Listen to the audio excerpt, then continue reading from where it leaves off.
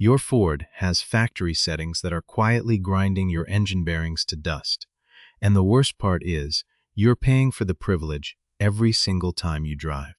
I have been an automotive technician for over 15 years, and I have torn down dozens of modern engines that all told the exact same story: catastrophic internal wear caused not by owner neglect, but by the very programming instructions coded into your vehicle's computer at the factory. Manufacturers are caught in a brutal war with government emissions and fuel economy regulations. And to hit those targets, they are making compromises that sacrifice the long-term lifespan of your powertrain.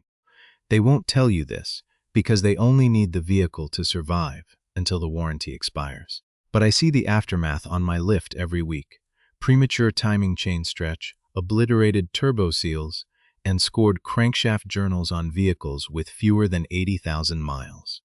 Today, we are pulling back the curtain on the hidden factory configurations that are actively shortening your vehicle's life. And I am going to show you how to neutralize them for $0. Let's start with the absolute biggest culprit, sitting right on your dashboard: the Auto Start Stop system. This single feature is a marketing masterpiece and a mechanical nightmare.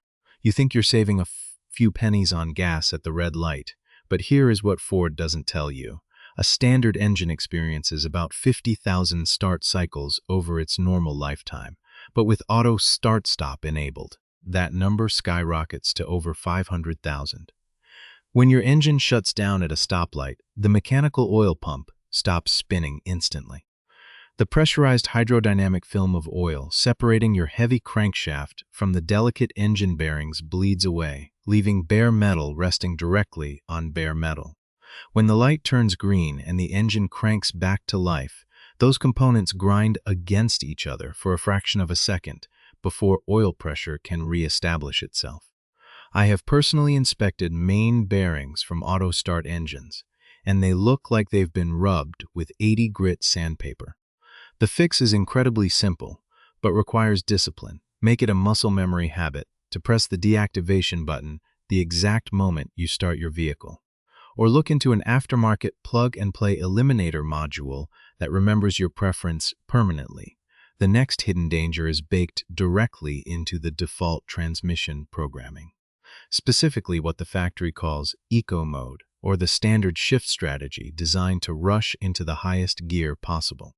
You are cruising down a city street at 35 miles per hour, and your 10-speed transmission has already upshifted into 8th or 9th gear, dropping your engine speed to a meager 1,200 RPM. When you need to accelerate slightly to keep up with traffic, the computer resists downshifting to save a drop of fuel, forcing the engine to labor under heavy load at low engine speeds. In the shop, we call this low-speed pre-ignition or severe engine lugging, and it places immense unnatural pressure on the piston rings and wrist pins. It is the mechanical equivalent of trying to ride a bicycle up a steep hill in the highest gear. Your knees would scream under the pressure, and your engine's internal components are doing the same. To combat this hidden stressor, I recommend shifting your terrain management system into sport mode during city driving, which reprograms the shift points to keep the engine in its native power band, keeping oil pressure high and reducing structural load. Then we have the factory recommend maintenance intervals programmed into your intelligent oil life monitor, which is perhaps the most dangerous deception of all. Your dashboard display might tell you that your oil is perfectly fine for 10,000 or even 12,000 miles under normal driving conditions. I have cut open oil filters from vehicles that followed this factory guidance, and what I found inside wasn't lubricant. It was a thick, abrasive slurry of carbon soot, moisture, and fuel dilution. Modern direct injection engines naturally wash a small amount of raw fuel past the piston rings into the oil pan, which aggressively breaks down the oil's viscosity. By mile 6,000, that factory-approved fluid has lost its ability to cushion your timing chain guides and turbocharger bearings. The solution to this corporate-induced wear cycle is a return to mechanical reality. Ignore the dashboard computer entirely and perform a full synthetic oil and filter change every 5,000 miles or 6 months, whichever comes first. Another deeply flawed factory calibration involves the active grille shutters and cooling fan parameters designed to keep the engine running exceptionally hot. To burn off every microgram of emissions, the factory computer purposely delays turning on the high-speed cooling fans until engine coolant temperatures reach staggering heights, often well above 220 degrees Fahrenheit. This extreme thermal soak cooks the plastic connectors, wiring harnesses, and rubber seals under your hood, turning flexible components into brittle glass over time. More importantly, it accelerates the coking process of the oil inside your turbocharger feed lines, turning liquid lubricant into solid carbon crusts that choke off vital fluid flow. While you can't easily rewrite the fan control code without a custom tuner, you can mitigate this extreme heat soak by allowing your vehicle to idle for an extra 60 seconds before shutting it down after a long highway drive, allowing the coolant to naturally pull the peak destructive heat away from the turbo core. We must also talk about the factory-installed positive crankcase ventilation, or PCV system, which is routed directly back into your engine's intake tract to be reburned for emissions compliance. This setup continually introduces a fine mist of oil vapor, fuel, and moisture right over the backs of your intake valves. On older port-injected engines, the fuel spray would wash these valves clean, but on modern direct-injection EcoBoost power plants, fuel is sprayed directly into the combustion chamber. This means those sticky oil vapors bake onto the scorching hot intake valves without any cleaning agent, forming heavy, crusty carbon deposits that restrict airflow and cause random misfires. I have seen intake ports choked down by half their original size before the vehicle even hit its 5-year mark.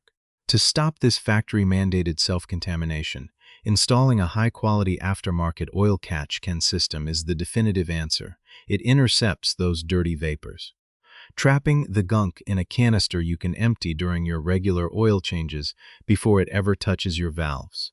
Finally, there is the hidden danger of the factory electronic throttle progression, which is deliberately dampened to give the vehicle a smooth, car-like feel rather than a crisp, mechanical response. When you press the gas pedal, the computer artificially delays the opening of the throttle blade to prevent sudden torque spikes, which sounds pleasant but actually forces the turbocharger to work harder and build boost against a closed or parallelly open throttle plate. This creates an aerodynamic braking effect inside the turbocharger housing, putting immense thrust load on the internal brass thrust bearings that keep the turbo compressor wheel from scraping against its aluminum housing. It is a subtle, invisible wear mechanism that quietly eats away at your turbo's tolerances with every lazy acceleration cycle. These 7 factory configurations are just the tip of the iceberg when it comes to the built-in engineering compromises hiding beneath your vehicle's sheet metal. The automotive industry has shifted away from building machines meant to last decades, focusing instead on meeting short-term regulatory metrics at the expense of long-term mechanical durability. But your vehicle is full of even more deeply buried, automated factory behaviors that are silently sabotaging your wallet every time you shift out of park. If you thought the auto start-stop system was bad, you haven't seen anything yet. While disabling that dashboard button stops the engine from grinding its bearings to dust at every red light, it only protects your vehicle when it's stationary. The factory configuration we are diving into now is far more sinister because it operates while you are driving at highway speeds, completely blind to the destruction occurring right beneath your feet. I have seen this specific factory strategy compromise more engines, snap more oil rings, and split more cylinder walls than any mechanical defect or manufacturing flaw in the last 2 decades. The stakes here are not a worn bearing that whines for 10,000 miles before it gives up. The stakes here are a sudden, violent window blown straight through your engine block while you are passing a semi-truck on the interstate. The setting I am talking about is the ultra-low viscosity oil specification, coupled with the variable displacement oil pump programming. To squeak out an extra fraction of a mile per gallon for corporate fleet averages, manufacturers have re-engineered modern engines to run on oils that are practically as thin as water. Think 0W16 or even 0W12 weights. To make matters worse, They paired these water-thin oils with a computer-controlled variable displacement oil pump. In the old days, an oil pump was a simple mechanical gear directly tied to engine speed. The faster the engine spun, the more oil volume and pressure it shoved through the passages. It was a fail-safe, brute force system. Modern factory computers, however, actively override this mechanical relationship. The PCM regulates a solenoid on the oil pump to purposely de-stroke the pump and drop your oil pressure down to a bare minimum threshold, sometimes as low as 10 to 15 psi while you are cruising, just to reduce the parasitic drag on the crankshaft. Here is the mechanical mechanism of why this dual factory strategy is an absolute death sentence for your engine under real-world conditions. An engine bearing does not actually touch the metal of the crankshaft during normal operation. It rides on a microscopic cushion of pressurized oil known as a hydrodynamic wedge. The integrity of that wedge depends entirely on two variables: the viscosity of the fluid and the pressure pushing it into the clearance. When the factory forces your engine to run a 0W16 oil at a computer-restricted 12 psi on a hot summer afternoon, that hydrodynamic film becomes dangerously thin, measured in mere microns. If you hit a sudden hill or step on the gas to pass, the load on the piston shoots upward instantly, forcing the connecting rod down with thousands of pounds of explosive force. Because the oil pump is programmed to wait for a sustained high RPM signal before ramping up pressure, there is a deadly delay where the thin oil film simply shears and collapses under the immense pressure. Let me give you a real-world example from my shop last month that perfectly illustrates this hidden trap. A customer towed in an F-150 with the 3.5-liter EcoBoost engine, showing barely 64,000 miles on the odometer. The truck was meticulously maintained, with a pristine service history right at the dealership. The owner was cruising on the highway on a 95-degree day when he went to overtake a vehicle. He didn't floor it. He just applied moderate throttle.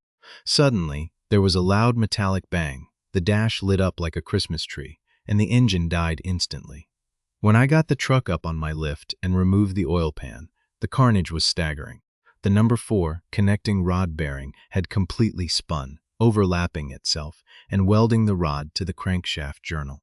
The immense heat and friction instantly snapped the rod bolts, sending the broken rod flailing through the side of the aluminum engine block like a fist through drywall. When I extracted the oil control rings from the remaining intact pistons, they were completely collapsed and packed tightly with baked oil varnish. This truck didn't suffer from a lack of oil. It suffered from a lack of oil film strength and volume, mandated by the factory computer. The ultra-thin oil couldn't handle the localized thermal load, and the variable pump kept the volume too low, too long.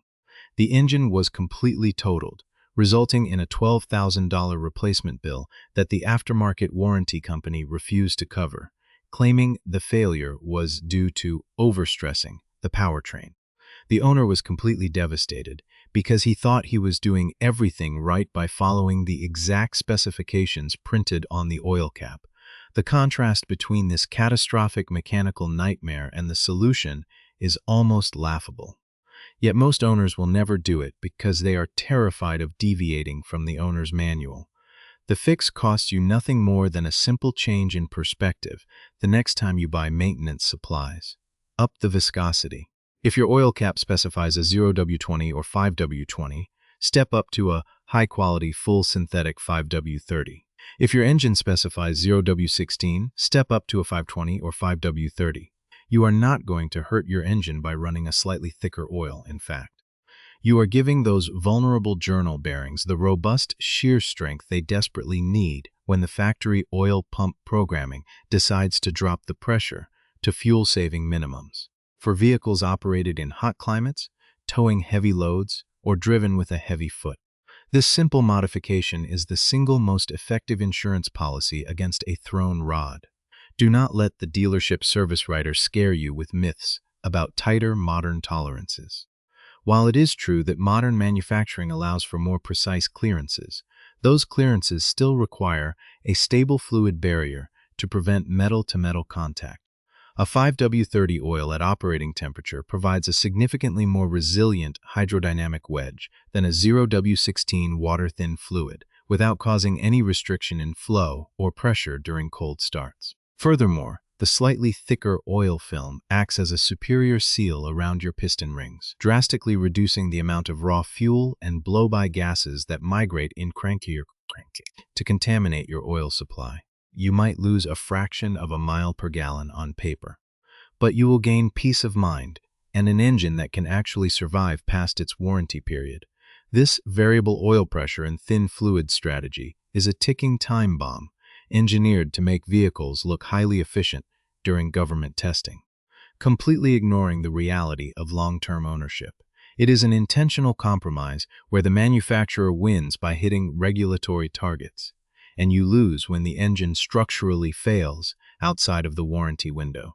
But this is just the second layer of deception programmed into your vehicle's operating system. There are even more deeply embedded factory behaviors within your engine management software that are quietly altering parameters and starving critical components of protection while you drive. We have already unmasked the destructive nature of the auto start stop system that grinds your main bearings to dust at every red light. And we expose the thin oil variable pump strategy that shears away your hydrodynamic protection at highway speeds. But those two settings pale in comparison to the third and most deceptive factory configuration hiding inside your vehicle's engine management software. This final setting is the ultimate wolf in sheep's clothing because it is actively advertised as a vehicle health and protection feature. In reality, it acts as a silent executioner for your engine's upper valve train, quietly masking mechanical degradation until the exact moment your powertrain passes outside its warranty window and drops a multi-thousand-dollar failure directly into your lap. The setting I am talking about is the factory-programmed electronic TIMI, NG retard and cylinder deactivation delay, wrapped inside what the manufacturer calls knock sensor adaptation. Modern direct injection engines operate on the absolute ragged edge of destructive pre-ignition to squeeze every ounce of thermal efficiency out of a drop of fuel. To prevent this detonation from instantly blowing a hole through the piston, the factory computer relies on highly sensitive acoustic microphones bolted to the engine block called knock sensors. If these sensors pick up the slightest vibration of a premature explosion, the PCM instantly retards the ignition timing or deactivates the cylinder entirely. Here is the hidden danger. The factory programming is calibrated to prioritize emissions and smooth engine operation over structural component longevity. Instead of treating engine knock as a critical emergency, the computer is programmed to slowly adapt its baseline fuel mapping over hundreds of miles, continually operating the engine just a fraction of a degree away from catastrophic metal fatigue. Let's look at the brutal mechanical mechanism of what this baseline strategy does to your upper valve train, specifically your timing chains and variable valve timing phasers. When an engine operates on retarded ignition timing under heavy factory-mandated load, the combustion event occurs significantly later in the power stroke. This forces the exhaust valves to open against astronomical cylinder pressures that are still expanding rapidly. The force required for your camshaft to push those exhaust valves open against that trapped explosive pressure increases exponentially. This massive, unnatural resistance travels straight down the camshaft, through the phasers, and snaps into the timing chain. The chain is subjected to a violent, high-frequency whipping motion that forces the individual metal links to stretch and elongates the pins. Over time, this stretch alters the physical synchronization between your crankshaft and camshafts, resulting in a loss of engine performance and advanced internal wear. The true deception lies in how the factory software hides this damage from you. The computer's timing adaptation window is incredibly wide.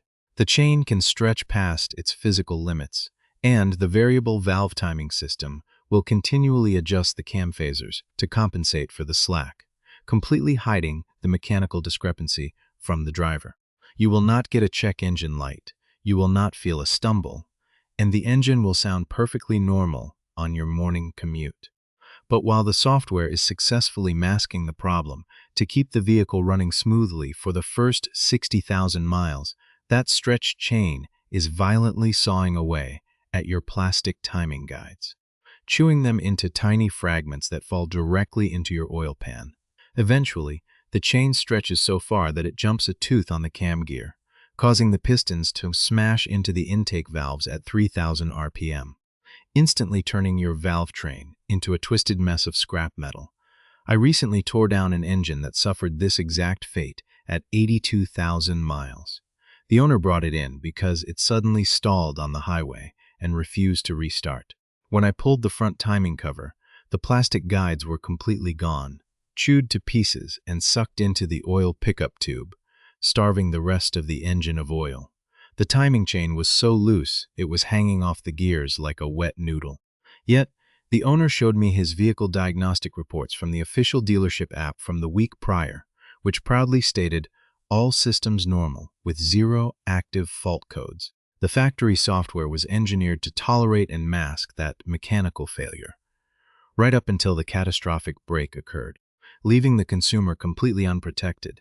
Now that we have pulled back the curtain on all 3 of these silent factory killers, you need to understand that they do not operate in isolation. They form a combined multi-front assault on your vehicle's structural integrity. The auto start-stop system stars the engine of oil at a standstill. The ultra-thin oil and low-pressure pump strategy shears your bearing protection while you cruise. And the aggressive timing adaptation strains your valve train while masking the hidden rot beneath the surface. If you rely solely on factory settings and dealership maintenance lights to look after your vehicle, you are actively participating in its premature demise. You have to take control back from the corporate engineers who designed your powertrain to have a calculated shelf life. Fortunately, when you synthesize these challenges into a cohesive prevention strategy, defeating them is incredibly straightforward and costs very little. First, establish the unshakable habit of disabling the auto start-stop system every single time you sit in the driver's seat, ensuring your crankshaft main bearings never run dry at a stoplight. Second, throw the factory oil viscosity recommendations in the trash and step up your lubricant thickness to a premium full synthetic 5W30 oil, which provides the critical shear strength and robust hydrodynamic wedge your bearings need when the variable oil pump drops its operating pressure. Third, completely ignore the dashboard oil life monitor and execute your oil and filter changes at strict 5,000-mile or 6-month intervals to prevent fuel dilution and carbon soot from turning your engine oil into an abrasive polishing compound. Finally, run top-tier high-octane fuel to keep the baseline knock sensor adaptations advanced, reducing the excessive valve train load caused by retarded ignition timing. By executing these 4 actionable steps, you are effectively erasing the compromised factory programming and rewriting the longevity equation of your vehicle. You are shifting the lifespan of your powertrain from a calculated expiration date at the end of the warranty period back to a machine capable of delivering hundreds of thousands of trouble-free miles. If you found this insider breakdown valuable and want to keep your vehicle out of my shop and on the road where it belongs, take a second to smash that like button, subscribe to the channel, and hit the notification bell so you never miss another mechanical reality check. Drop a comment below, letting me know